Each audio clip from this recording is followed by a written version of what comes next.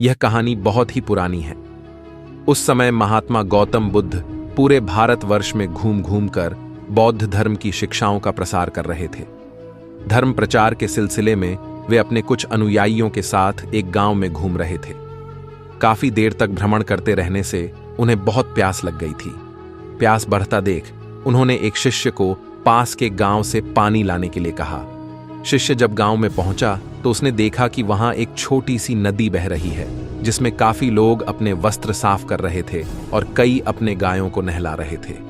इस कारण नदी का पानी काफी गंदा हो गया था। शिष्य को नदी के पानी का ये हाल देख लगा कि गुरुजी के लिए यह गंदा पानी ले जाना उचित नहीं होगा।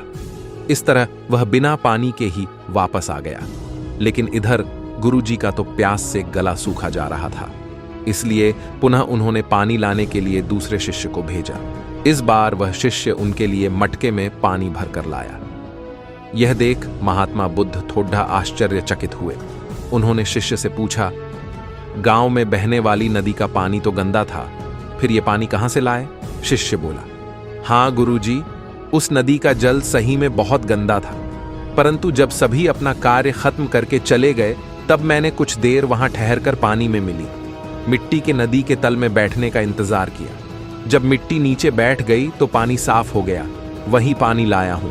महात्मा बुद्ध शिष्य का यह उत्तर सुनकर बहुत खुश हुए तथा अन्य शिष्यों को एक शिक्षा दी कि हमारा जीवन भी नदी के जल जैसा ही है। जीवन में अच्छे कर्म करते रहने से यह हमेशा शुद्ध बना रहता है, परंतु अनेकों बार जीवन में ऐसे भी क्षण आते हैं जब हमारा जीवन दुख और समस्याओं से घिर जाता है।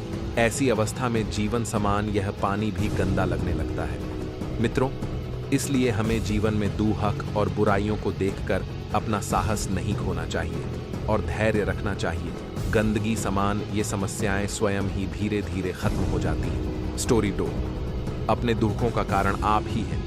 एक समय की बात है, भगवान बुद्ध एक नगर में घूम रहे थे। उस नगर के आम नागरिकों के मन में बुद्ध के विरोधियों ने यह बात बैठा दी थी कि वह एक ढोंगी है और हमारे धर्म को भ्रष्ट कर रहा है। इस वजह से वहां के लोग उन्हें अपना दुश्मन मानते थे। जब नगर के लोगों ने बुद्ध को देखा तो उन्हें भला बुरा कहने लगे और बदुआएं देने लगे। गौतम बुद्ध नगर के लोगों की उलाहने शांति से बिना बोलने सुनते रहे, लेकिन जब नगर के लोग उन्हें बोलते बोलते थक गए तो महात्मा बुद्ध बोले, क्षमा चाहता हूं, लेकिन अगर आप लोगों की बातें खत्म हो गई है तो मैं यहां से जाऊं। भगवान बुद्ध की यह बात सुन वहां के लोग बड़े आश्चर्यचकित हुए। वहीं खड़ा एक आदमी बोला, ओ भाई, हम तुम्हारा गुणगान नहीं कर रहे हैं, हम तो तुम्हें गालियां दे रहे हैं, क्या इसका तुम पर कोई असर नहीं होता? बुद्ध बोले, आप सब मुझे चाहे जितनी गालियां दो, मैं उन्हें लूंगा ही नहीं। आपके गालियां देने से मुझ पर कोई असर नहीं पड़ता जब तक कि मैं उन्हें स्वीकार नहीं करता। बुद्ध आगे बोले, और जब मैं इन गालियों को लूंगा ही नहीं तो यह कहां रह जाएगी? निश्चित ही आपके पास।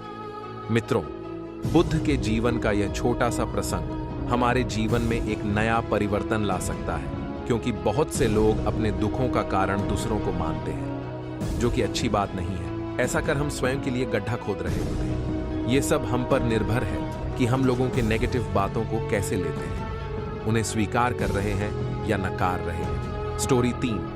इस दुनिया में कोई गरीब नहीं। एक समय की बात है, भगवान गौतम बुद्ध एक गांव में धर्म सभा को संबोधित कर रहे थे। लोग अपनी विभिन्न परेशानियों को लेकर उनके पास जाते और उसका हल लेकर खुशी खुशी वहां से लौटते। उसी गांव के सड़क के किनारे एक गरीब व्यक्ति बैठा रहता तथा महात्मा बुद्ध के उपदेश शिविर में आने जाने वाले लोगों को बड़े ध्यान से देखता। उसे बड़ा आश्चर्य होता कि लोग अंदर तो बड़े दुखी चेहरे लेकर जाते हैं, लेकिन जब वापस आते हैं तो बड़े खुश और प्रसन्न दिखाई देते हैं। उस गरीब को लगा कि क्यों न वो भी अपनी समस्या को भगवान के समक्ष रखे। मन में यह विचार लिए वह भी महात्मा बुद्ध के पास पहुंचा।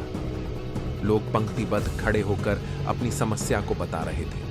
जब उसकी बारी आई तो उसने सबसे पहले महात्मा बुद्ध को प्रणाम किया और फिर कहा, भगवान, इस गांव में लगभग सभी लोग खुश और समृद्ध हैं, फिर मैं ही क्यों गरीब हूं? इस पर उन्होंने मुस्कुराते हुए कहा, तुम गरीब और निर्धन इसलिए हो क्योंकि तुमने आज तक किसी को कुछ दिया ही नहीं। स्टोरी 4। अहंकार का उपहार। महात्मा बुद्ध के पास सेठ रत्नचंद दर्शन को आए तो साथ में ढेरों सामग्री उपहार स्वरूप लाए। वहां उपस्थित जन समूह एक बार तो वाह वाह कर उठा।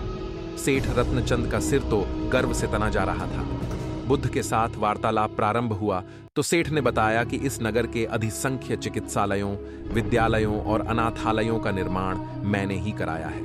आप जिस सिंहासन पर बैठे हैं वह भी मैंने ही भेंट किया है, आदि आदि। कई दान सेठ जी ने गिनवा दिए। सेठ जी ने जब जाने की आज्ञा चाही तो बुद्ध बोले, जो कुछ साथ लाए थे सब यहां छोड़कर जाओ। सेठ जी चकित होकर बोले, प्रभु मैंने तो सब कुछ आपके समक्ष अर्पित कर दिया है। बुद्ध बोले, नहीं, तुम जिस अहंकार के साथ आए थे उसी के साथ वापस जा रहे हो। यह सांसारिक वस्तुएं मेरे किसी काम की नहीं। अपना अहम यहां त्याग कर जाओ, वही मेरे लिए बड़ा उपहार होगा। महात्मा बुद्ध का यह कथन सुनकर सेठ जी उनके चरणों में नतमस्तक हो गए। भीतर समाया हुआ सारा अहंकार अश्रु बनकर बुद्ध के चरणों को धो रहा था। स्टोरी 5, महत्वपूर्ण दान। भगवान बुद्ध एक पेड़ के नीचे चबूतरे पर बैठे हुए थे। हर भक्त की भेंट स्वीकार कर रहे थे। तभी एक वृद्धा आई। उसने कांपती आवाज में कहा, भगवान मैं बहुत गरीब हूं, मेरे पास आपको भेंट देने के लिए कुछ भी नहीं है। हाँ, आज एक आम मिला है, मैं इसे आधा खा चुकी थी, तभी पता चला कि तथागत आज दान ग्रहण करेंगे, अतः मैं यह आम आपके चरणों में भेंट करने आई हूं। कृपा कर इसे स्वीकार करें। गौतम बुद्ध ने अपनी दोनों हाथों में वह आधा आम प्रेम और श्रद्धा से रख दिया, मानो कोई बड़ा रत्न हो। वृद्धा संतुष्ट भाव से लौट गई। वहां उपस्थित राजा यह देखकर चकित रह गया। उसे समझ नहीं आया कि भगवान बुद्ध वृद्धा का झूठा आम प्राप्त करने के लिए आसन छोड़कर नीचे तक हाथ पसार कर क्यों आए। पूछा, भगवान इस वृद्ध में और इसकी भेंट में क्या ऐसी विशेषता है। बुद्ध मुस्कुराकर बोले, राजन, इस वृद्धा ने अपनी संपूर्ण संचित पूंजी मुझे भेंट कर दी, जबकि आप लोगों ने अपनी संपूर्ण संपत्ति का केवल एक छोटा भाग ही मुझे भेंट किया है। दान के अहंकार में डूबे हुए बग्घी पर चढ़कर आए हो।